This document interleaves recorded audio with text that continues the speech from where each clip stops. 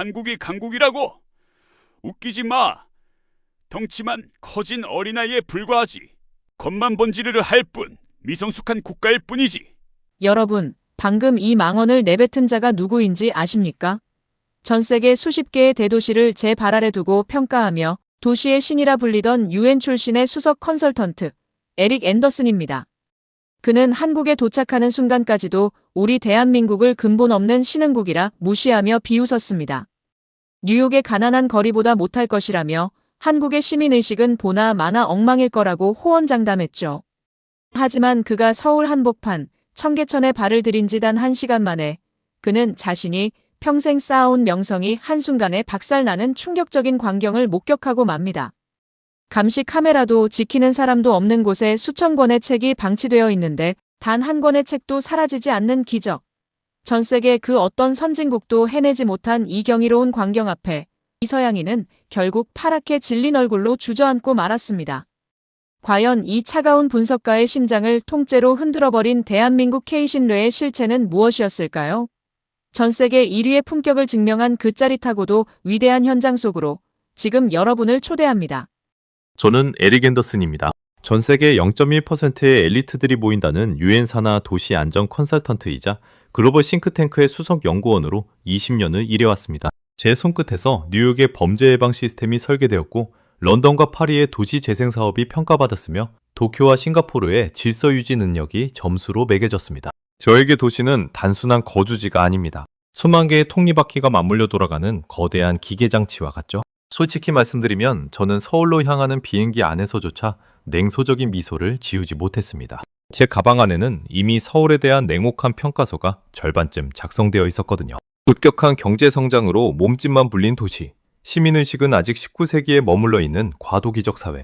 이것이 제가 내린 잠정적 결론이었습니다. 제 이론에 따르면 인구密도가 이토록 높고 성장이 빠른 도시는 반드시 치명적인 결함을 가질 수밖에 없습니다. 공권력의 강한 통제가 없으면 무질서가 판에치고 곳곳에서 갈등과 충돌이 터져나오는 것이 도시공학의 법칙이니까요. 인천공항에 발을 내딛는 순간에도 저는 속으로 비웃었습니다. 그래, 어디 얼마나 잘 꾸며놓았는지 한번 보자고. 그 가식적인 껍데기를 내가 낱낱이 파헤쳐줄 테니까. 도망 입국장을 빠져나올 때까지만 해도 저는 제 판단이 틀리지 않았다고 확신했습니다. 모든 것이 너무 매끄러웠거든요. 입국 심사대의 줄은 길었지만 물 흐르듯 움직였고 안내원들은 기계처럼 정확했습니다. 저는 수첩에 이렇게 적었습니다. 과도한 효율성 추구, 보여주기식 행정의 극치. 그런데 공항철도를 타고 서울 도심으로 진입하면서부터 제 계산기에 오차가 발생하기 시작하는 겁니다. 창밖으로 보이는 고속도로의 차량 흐름이 이상했습니다.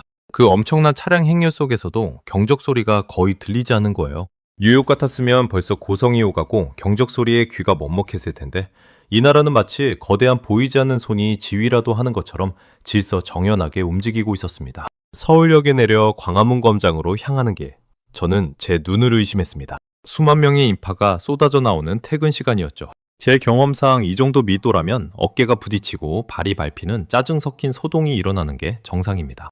런던의 언더그라운드나 파리의 메트로에서 제가 매일같이 보던 풍경은 서로를 밀치고 욕설을 내뱉는 아비규환이었으니까요. 하지만 서울은 달랐습니다. 사람들은 약속이라도 한 듯 오른쪽으로 붙어 걷고 있었고 그 좁은 에스컬레이터에서도 한쪽 줄을 비워두는 여유를 보였습니다. 누구 하나 소리 지르는 사람도 새치기 하는 사람도 없었습니다. 저는 혼란스러웠습니다. 설마 내가 온다고 국가 차원에서 연출이라도 한 건가? 아니면 한국인들은 감정이 없는 로봇인 건가? 저는 제 눈앞의 광경을 부정하기 위해 더 날카롭게 주변을 뒤졌습니다. 분명 어딘가에 강력한 무장경찰이나 감시요원들이 배치되어 사람들을 위협하며 통제하고 있을 거라 확신했죠. 싱가포르처럼 벌금 폭탄을 때리거나 중국처럼 안면인식 카메라로 일거수일투족을 감시해야만 가능한 질서라고 생각했습니다. 그런데 아무리 눈을 씻고 찾아봐도 무장한 군인도 몽둥이를 든 경찰도 보이지 않는 겁니다. 광장 한복판에는 아이들이 뛰어놀고 노인들이 평화롭게 앉아 담소를 나누고 있었습니다. 통제하는 주체가 없는데 질서가 유지된다? 이것은 제 20년 도시공학 커리어에서 절대 있을 수 없는 물리법칙을 거스리는 현상이었습니다. 광화문 앞 횡단보도에 섰을 때 저는 결정적인 장면을 목격했습니다. 빨간불이 켜진 텅 빈 도로, 차 한 대 지나가지 않는 깊은 밤이었습니다. 만약 뉴욕이었다면 사람들은 망설임 없이 길을 건넜을 겁니다. 파리라면 오히려 신호를 지키는 사람을 바보 취급했겠죠. 그런데 제 옆에 서 있던 젊은 한국 청년과 허리가 굽은 할머니 한 분은 마치 앞에 거대한 벽이라도 있는 것처럼 그 자리에 멈춰 서서 초록불이 켜지기를 기다리고 있었습니다. 감시하는 경찰도 보는 눈도 없는 그 적막한 새벽에 말입니다. 그 순간 제 등줄기에 서늘한 소름이 돋았습니다. 이건 시스템의 힘이 아니다. 이건 공포에 의한 복종도 아니다. 그렇다면 대체 이 사람들을 움직이는 이 거대한 힘의 정체는 무엇이란 말인가? 저는 가방을 움켜쥐었습니다. 제 오만했던 확신이 조금씩 금가기 시작하는 소리가 들리는 듯 했습니다. 그래, 이건 시작일 뿐이야. 내일은 더 깊은 곳으로 들어가 보겠어. 한국이라는 이 거대한 연극의 민낯을 반드시 밝혀내고 말 테니까. 저는 호텔로 돌아와 뜬 눈으로 밤을 지새웠습니다. 창밖으로 잠들지 않는 서울의 불빛을 바라보며 저는 제가 알고 있던 세상의 질서가 이 도시에서는 통하지 않을지도 모른다는 기분 나쁜 예감에 휩싸였습니다. 이 도시는 제가 평가할 대상이 아니었습니다. 어쩌면 제가 지금까지 한 번도 보지 못한 인류의 새로운 진화 형태일지도 모른다는 공포 섞인 경외감이 저를 짓누르기 시작했습니다. 다음 날 아침 저는 마치 사냥감을 쫓는 추격자처럼 호텔 문을 나섰습니다. 어젯밤 보았던 그 기묘한 질서가 단지 우연이었음을 증명하고 싶었거든요. 제 발걸음이 향한 곳은 경복궁이었습니다. 600년이 넘은 고궁, 한국을 대표하는 상징적인 장소인 만큼 이곳이야말로 전시용 질서가 극에 달할 곳이라 생각했죠. 그래, 국가의 자존심이 걸린 유적지라면 정부가 엄청난 인력을 투입해서 억지로 질서를 유지하고 있겠지. 제 비틀림 확신은 여전했습니다. 경복궁 광화문에 도착하자마자 저는 시간을 확인했습니다. 오전 10시 수문장 교대의식이 시작될 시간이었죠. 이미 수백 명의 관광객이 구름처럼 몰려들어 있었습니다. 저는 본능적으로 카메라를 꺼내들고 인파의 뒤편을 살피기 시작했습니다. 무질서하게 엉키는 사람들, 소리 지르며 앞자리로 치고 나가는 몰상식한 행동들, 그리고 그들을 윽박지르며 막아세우는 경찰들의 모습을 포착하기 위해서였습니다. 하지만 제 예상은 첫 번째 장면부터 무참히 짓밟혔습니다. 수백 명의 인파가 모였음에도 불구하고 그들 사이에는 보이지 않는 선이 그어져 있는 듯했습니다. 놀랍게도 사람들을 가로막는 철제 펜스도 뒤로 물러나세요 라고 소리치는 경비원도 보이지 않았습니다.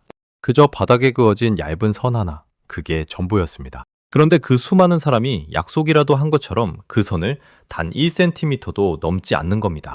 런던 버킹엄 궁전에서 근위병 교대식을 볼 때를 떠올려 봤습니다. 거기는 말탄 경찰들이 동원되고 강철 펜스가 사람들을 압박해야 겨우 사고를 면할 수 있었습니다. 그런데 여기는 어떻습니까? 어린아이부터 백발이 성성한 노인들까지, 심지어 외국인들조차 한국인들의 정숙한 분위기에 동화되어 숨을 죽이고 의식을 지켜보고 있었습니다. 북소리가 울려 퍼지고 화려한 전통 복식을 갖춘 수문장들이 행진을 시작했습니다. 그 장엄한 광경보다 저를 더 소름 끼치게 만든 건 의식이 끝난 직후의 모습이었습니다. 수백 명의 인파가 썰물처럼 빠져나가는 그 짧은 순간, 제 눈을 씻고 찾아봐도 바닥에 떨어진 종이 쪼가리 하나, 빈 생수병 하나가 보이지 않았습니다. 이게 어떻게 가능하지? 누가 시킨 것도 아닌데 어떻게 수백 명이 머물다 간 자리가 이토록 정갈할 수 있단 말인가? 저는 혼란을 억누르며 발걸음을 옮겨 익선동 한옥거리로 향했습니다. 이곳은 좁은 골목길에 현대적인 상점들이 다닥다닥 붙어있는 그야말로 무질서가 발생하기 최적의 장소였습니다. 제 분석 모델에 따르면 공간이 좁고 사람이 밀집될수록 인간의 이기심은 극대화됩니다. 저는 여기서 반드시 한국인들의 밑바닥을 보게 될 거라 확신했죠. 좁은 골목은 이미 젊은이들로 가득 차 있었습니다. 유명한 식당 앞에는 수십 명의 사람이 줄을 서 있었죠. 그런데 여기서 제 머리를 망치로 때리는 듯한 광경을 목격했습니다. 줄을 관리하는 직원도 없고 대기 번호표 시스템이 고장난 식당 앞이었는데도 사람들이 자발적으로 줄의 끝을 찾아가 소리 없이 서는 겁니다. 누군가 새치기를 시도하지 않을까 지켜봤지만 오히려 뒤에 온 사람이 앞사람의 간격을 배려하며 넉넉히 거리를 두는 모습을 보며 저는 심장이 뛰기 시작했습니다. 더욱 충격적인 건 상점들의 모습이었습니다. 골목 곳곳에는 예쁜 소품들을 가게 밖에 내놓고 파는 무인 가판대들이 널려 있었습니다. 주인은 안에 있거나 심지어 자리를 비운 곳도 있었죠. 이건 도둑들에게 가져가라고 광고하는 꼴이군. 저는 비웃으며 한 상점 앞에서 30분을 서 있었습니다. 누군가 슬쩍 주머니에 넣고 달아나는 순간을 포착하려고 말입니다. 하지만 제 눈앞에 펼쳐진 건 정반대의 현실이었습니다. 어린 중학생들이 깔깔거리며 구경하다가 소품 하나를 떨어뜨리자 마치 자기 물건인 양 소중하게 닦아서 원래 자리에 놓아두더군요. 어떤 외국인이 결제 방법을 몰라 헤매자 옆에 있던 평범한 한국 아저씨가 서툰 영어로 도와주며 끝까지 결제가 완료되는 것을 확인하고서야 제 갈 길을 가는 겁니다. 저는 숨이 가빠웠습니다. 제가 20년 동안 공식을 세우고 연구해온 도시 시스템이라는 학문이 이 좁은 골목길에서 무참히 부정당하고 있었기 때문입니다. 제가 알던 상식은 통제가 없으면 약탈이 일어난다였습니다. 하지만 이곳은 통제가 없으니 양심이 작동한다는 기적 같은 논리가 지배하고 있었습니다. 저는 떨리는 손으로 수첩에 적었습니다. 이곳의 지선은 외부의 힘으로 만들어진 것이 아니다. 그것은 마치 공기처럼 사람들의 혈관 속에 흐르는 습관이다. 저는 인정하기 싫었지만 조금씩 깨닫고 있었습니다. 제가 마주한 것은 단순한 친절이 아니라 수천 년의 역사가 빚어낸 거대한 품격의 실체라는 것을요. 도대체 이 사람들은 무엇을 먹고 어떤 교육을 받았기에 국가가 감시하지 않아도 스스로를 통제하는 걸까요? 저는 이제 분석가가 아니라 이 거대한 미스터리를 풀고 싶은 열망에 사로잡힌 관찰자가 되어 있었습니다. 그래, 아직은 부족해. 더 극단적인 상황, 더 허술한 공공장소로 가보자. 거기라면 분명히 이 가식적인 평화가 깨지는 틈이 보일 거야. 저는 입술을 깨물며 다음 장소인 청계천으로 발걸음을 돌렸습니다. 그곳에 저를 완전히 무너뜨리, 아니 전 세계를 경악시킬 K 신뢰의 끝판왕이 기다리고 있다는 사실을 꿈에도 모른 채 말입니다. 제 오만했던 신념의 기둥이 뿌리째 흔들리고 있었습니다. 제 발걸음은 이제 분노를 넘어선 기묘한 집착으로 가득 차 있었습니다. 이건 통계적 오류다. 분명 어딘가에 이 거대한 연극의 빈틈이 있을 거야. 저는 스스로에게 소리치며 청계천 물길을 따라 걷기 시작했습니다. 서울의 심장을 가로지르는 이 하천은 제가 20년 동안 연구해온 도시공학의 관점에서 보면 가장 관리하기 까다로운 공공장소 중 하나입니다. 사방이 열려있고 누구나 접근할 수 있으며 감시의 눈길이 미치기 어려운 구석이 너무나 많기 때문이죠. 그리고 그곳에서 저는 제 인생 전체를 송두리째 뒤흔들 믿을 수 없는 광경과 마주하고 말았습니다. 빌딩숲 사이로 흐르는 시원한 물줄기를 따라 걷다 보니 모정교 아래 이색적인 풍경이 펼쳐져 있었습니다. 푸른 하늘색 의자들이 점심시간에 여유를 즐기는 직장인들로 가득했고 그 옆에는 아무런 가림막도 보안장치도 없이 놓인 바구니들이 줄지어 있었습니다. 다가가 확인한 제 눈은 경악으로 커졌습니다. 그것은 다름 아닌 책이었습니다. 수천 권의 책들이 마치 길가에 버려진 것처럼, 아니 누구나 가져가라는 듯 무방비하게 놓여 있었던 겁니다. 책 읽는 맑은 냇가라는 이름의 야외 도서관. 안내 데스크에는 앳된 얼굴의 직원 2명만이 앉아있을 뿐 그 넓은 구역 어디에도 책을 지키는 경비원이나 도난 방지 게이트는 보이지 않았습니다. 저는 즉시 시계를 확인했습니다. 자, 이제부터 시작이다. 이 귀중한 책들이 무례한들의 손에 어떻게 약탈당하고 사라지는지 내 눈으로 똑똑히 지켜보겠다. 뉴욕의 센트럴파크에서 이런 시도를 했다면 어땠을까요? 단언컨대 1시간도 지나지 않아 책들은 중고 서점으로 팔려나가거나 찢겨진 채 사방에 흩어졌을 겁니다. 파리의 룩상부르 공원이라 해도 별반 다르지 않았겠죠. 공공기물은 곧 주인 없는 물건이고 주인 없는 물건은 먼저 짚는 사람이 임자라는 것이 제가 평생 경험해온 네모칸 도시의 생리였습니다. 그런데 제 눈앞에서 펼쳐지는 광경은 제 상식을 비웃기라도 하듯 고요하고 정갈했습니다. 샌드위치를 든 직장인이 익숙한 듯 책 한 권을 집어들고 의자에 앉아 페이지를 넘깁니다. 아이와 함께 산책 나온 어머니는 아이에게 책을 골라주며 속삭입니다. 다 읽고 나면 원래 있던 자리에 예쁘게 놓아줘야 한단다. 저는 믿을 수 없었습니다. 그들은 마치 신성한 의식을 치르는 사람들 같았습니다. 책을 다 읽은 사람들은 누가 시키지도 않았는데 자리를 털고 일어나 자신이 앉았던 의자를 정돈하고 책의 먼지를 털어 원래 있던 바구니에 정확히 되돌려 놓는 것이 아닙니까? 수천 명의 인파가 오가는 도심 한복판에서 단 한 명의 감시자도 없이 이토록 완벽한 자율적 신뢰가 작동하고 있다니요. 저는 도저히 참지 못하고 안내 데스크로 달려갔습니다. 그리고 다짜고짜 직원에게 물었습니다. 당신들 제정신입니까? 이 귀한 책들을 이렇게 방치하다니요. 하루에 사라지는 책이 도대체 몇 권입니까? 수백 권은 좋게 넘겠죠? 하지만 제 질문을 받은 직원은 당황하기는커녕 오히려 해사한 미소를 지으며 대답했습니다. 아니요, 선생님. 분실되는 책은 거의 없습니다. 가끔 실수로 가져가시는 분들이 계시지만 며칠 뒤에 죄송하다 하는 쪽지와 함께 슬그머니 제자리에 가져다 두시곤 하죠. 여기 있는 책들은 시민들의 것입니다. 자기 물건을 훔쳐가는 주인은 없으니까요. 자기 물건을 훔쳐가는 주인은 없다는 그 한마디가 제 가슴을 천근만근의 무게로 때렸습니다. 저는 그 자리에 얼어붙은 듯 서 있었습니다. 제가 20년 동안 전 세계를 돌며 찾았던 완벽한 시스템의 정답이 화려한 IT 기술이나 무장한 경찰력이 아닌 한국인들의 마음속에 깊이 박힌 양심과 공동체 의식에 있었다는 사실을 깨달았기 때문입니다. 그것은 기적이었습니다. 뉴욕에서도 런던에서도 파리에서도 결코 일어날 수 없는 오직 대한민국에서만 가능한 K 기적이었습니다. 전 세계 그 어떤 선진국도 도달하지 못한 시민의식의 정점을 저는 지금 청계천의 맑은 물소리와 함께 목격하고 있었던 겁니다. 저는 떨리는 손으로 제 수첩의 첫 페이지를 넘겼습니다. 서울에 오기 전 근본 없는 신흥국이라며 조롱 섞인 마음으로 적어내려갔던 비평들을 하나하나 까만 줄로 지었습니다. 그리고 그 위에 단 한 문장을 적어 넣었습니다. 대한민국은 더 이상 배울 것이 필요한 나라가 아니다. 이제 전 세계가 대한민국을 배워야 한다. 이곳은 인류의 도덕적 진화가 완성된 유일한 땅이다. 저는 벤치에 주저앉아 한참 동안 청계천의 평화로운 풍경을 바라봤습니다. 제 20년의 경력은 이 위대한 시민들 앞에서 한낱 종이장처럼 가벼워졌습니다. 하지만 서글프지 않았습니다. 오히려 가슴 깊은 곳에서 뜨거운 무언가가 울컥하며 올라오는 것을 느꼈습니다.